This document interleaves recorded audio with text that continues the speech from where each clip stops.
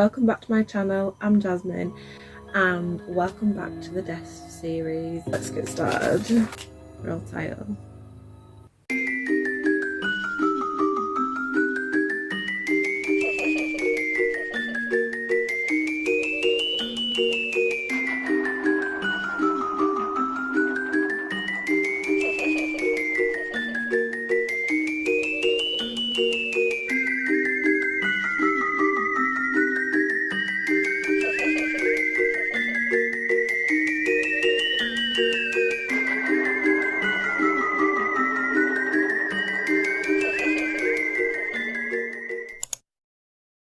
Welcome back to my death series.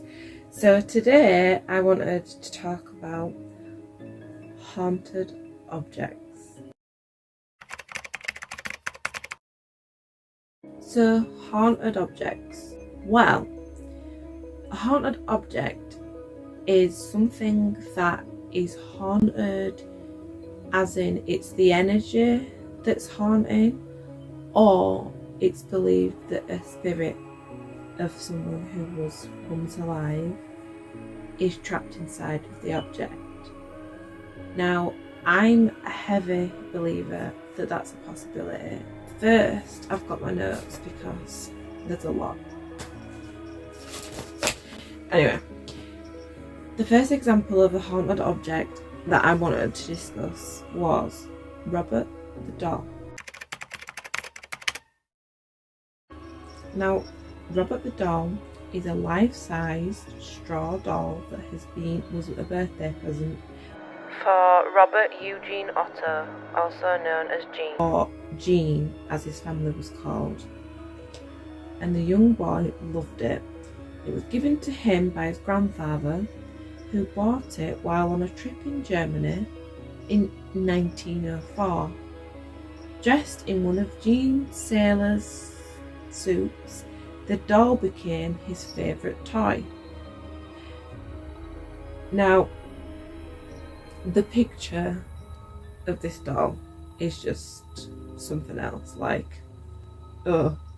Anyway, he took it everywhere and began calling the doll Robert after himself. Soon things became a little strange. The stories say that the Ottos and their servants would often hear Gene in his bedroom having conversations with himself in two different voices. Ew. On many occasions, the family were awakened in the middle of the night by Gene's screams, only to find that the frightened boy in bed, surrounded by overturned furniture, scattered toys. Gene claimed that it was Robert who had messed up the room. And yeah, there's lots and lots of stories that are about Robert the doll. I often heard small footsteps and laughter in the house.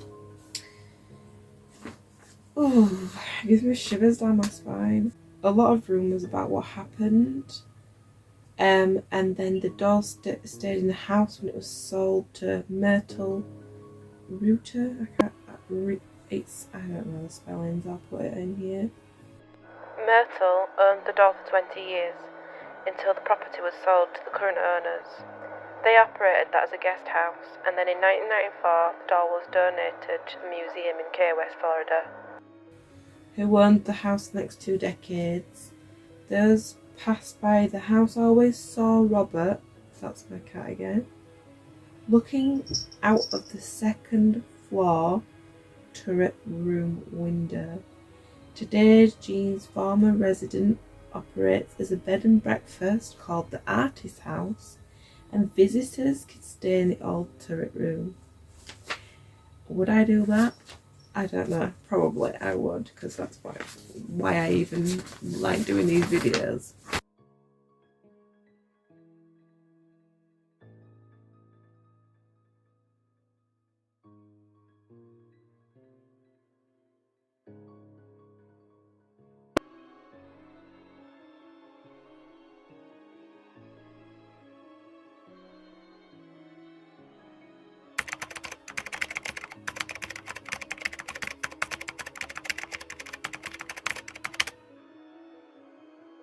haunted wedding dress. Now, the picture of I've got the picture in front of me, and I will put the picture on the screen, okay? But just the picture of the dress alone gives me the chills, like full body chills everywhere. In 1849, wealthy Anna Baker fell in love with a low-class steelworker.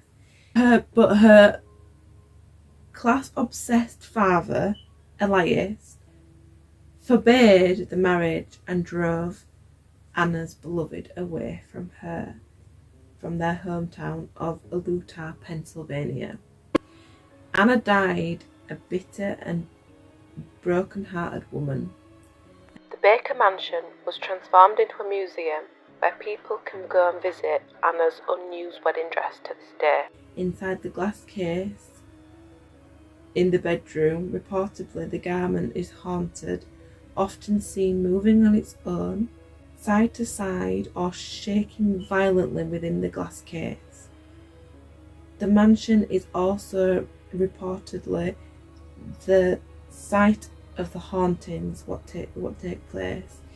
David Baker, Anna's brother, was killed in a steamboat accident in the winter of 1852. Screams have been heard from the basement from where David's body was stored. The dark mirror.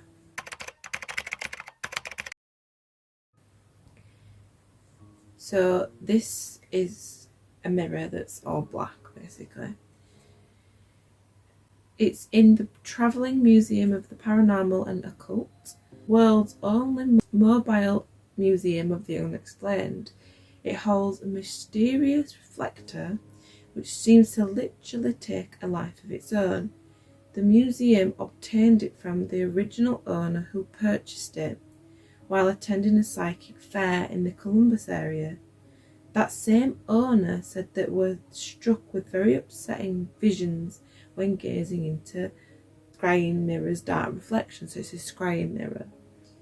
Scrying mirror is a simple way of looking into a reflective surface and seeing if you can see any visions or messages or symbols, and it's sort of almost like using a Ouija board, I'd like to say, but it isn't exactly the same as using a Ouija board. Sometimes people claim to see apparitions, sometimes people claim that their faces actually change while using a scrying mirror.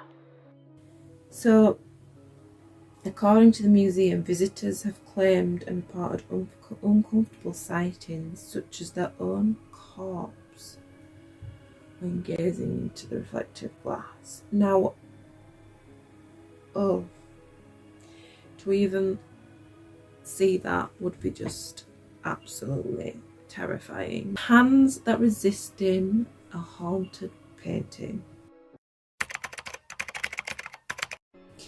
Now, this painting in a whole gives me chills, and having the print out in front of me, and I've had this print out for over a week, sat in a folder, and just the thought of having this painting in this folder has freaked me out. So, The Hands That Resist Him was a painting by Bill Stoneham in 1972. The painting was based on himself when he was 5 years old. The painting was purchased from an art gallery by actor John Marley. When he died, the painting went missing for years. So that's weird. In 2000, the painting came up for sale on eBay. Out their daughter, they said, on this eBay post. They claimed that the boy and the doll in the painting would fight. The eBay listing got over 30,000 views and was soon sold.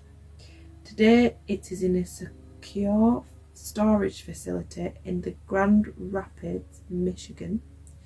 This painting is known to affect anybody who views it, even online right now.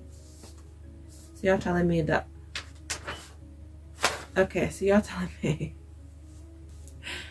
that I've just looked at this painting on a piece of paper and you're trying to tell me this affects you? Well, I'll be damned. I didn't know that. Okay, that's not good. Okay, the Bubba murder chair. The story begins in 1972 when the Bubba murderer falls in love with a young girl who he wishes to marry. But the girl's father does not approve of him. One late night, Bubba and the girl's father begin to argue. Bubba was full of rage because the man had been sitting in his favourite chair. So Bubba murdered him. So that's a normal thing to do. So say for example, you sit in my favourite chair. Say, dude, if you sit in my favourite chair, I'm just going to murder you. That seems extreme. Anyway, so he murdered him and was eventually sentenced to death. Okay. Before Bubba was executed, he sentenced anybody to death that sat in his favourite chair. Whoa, well, that's just seriously weird. Incidents were reported of people being killed after sitting in his chair. It's said to this day that if you sit in the chair, terrible things will happen to you. Death, injury, or even reports of being thrown from the chair. Yeah, after the execution, the inn was renamed the Bubba Stoop Inn. The chair can still be seen on display in this place, right? So there is this actual legit chair. The reason that my light's going dodgy is because my cat will not leave it alone. The chair is in this place and it's like fully available to sit on and die, so you know, that's not weird. So this next one is quite personal to me because we've actually had this in our family and it belonged to my great grandma and she actually had this in her house. So and I'm scared to even have this picture, and after this I am going to actually get rid of it because I've kept it too long now. So the crying boy painting. The painting of a crying boy was created by an artist named Giovanni Bragolin and became quickly famous and then was mass produced. So this painting was that popular back in my great grandma's youth that people were mass producing this painting and it was being sold in every home in like Britain would want it. But the thing to me is, if you saw this painting right in IKEA or any other shops may be available, right, if you saw this picture, would you actually be like, oh yeah, that's a good picture to have in my house? Because I don't think I would. Anyway, my great grandma did. She was one of many. So however, soon many of these homes mysteriously caught fire, and that's what's tripping me out, right? No matter how severe the fire was, the painting remained absolutely fine. So the whole house would literally burn, but this painting would be okay. That's weird. Some regarded these fires as mere coincidences, which you can debunk, that fires used to happen back then. But the undamaged paintings have not been bagged by a valid explanation to this date. So until this day, right, not one person has looked and found a valid excuse why these houses caught fire so many times back in the day. My own grandparents owned this painting and had it up in the house, and I was a witness to that painting because I actually think I saw it in real life as a small girl. Freaks me out, to be honest.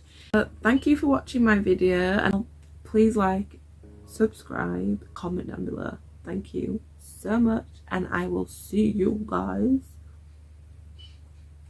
I'll see you guys later. Bye.